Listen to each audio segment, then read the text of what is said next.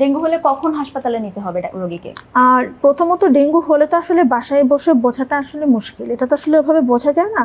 কারণ ভাইরাল ফিভারের ফিচারগুলো মোটামুটি সবই এক। নর্মাল যদি আমি ভাইরাল ফিভার, যেটা আমরা শুধু ফিভার হিসেবে কনসিডার করছি, সেটার যেরকম আসবে চিকুনগুনিয়ার ওরকম আসবে, ডেঙ্গুরও শুরুতে এভাবে থাকবে। ইভেন আমাদের দেশে জিকার প্রকোপ নেই, কিন্তু যদি আমি জিকার হিস্ট্রিও নেই, দেখা যাবে ভাইরাল ফিভারগুলোর শুরুটা একই রকম হয়। কিন্তু আমি কখন বুঝবো ইমার্জেন্সি?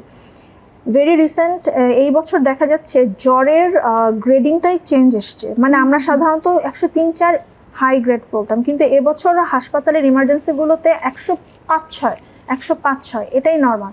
104 আসলেও আমরা চিন্তা করছি যে তাও ঠিক আছে, 4 পাওয়া গেল, কিন্তু আসলে খুব বেশি ফিভার নিয়ে আসছে 105-6। এবং হাসপাতালের জন্য ভর্তির জন্য খুব ইম্পর্টেন্ট যখন পেশেন্ট একেবারেই মুখে কিছু খেতে পারছে না।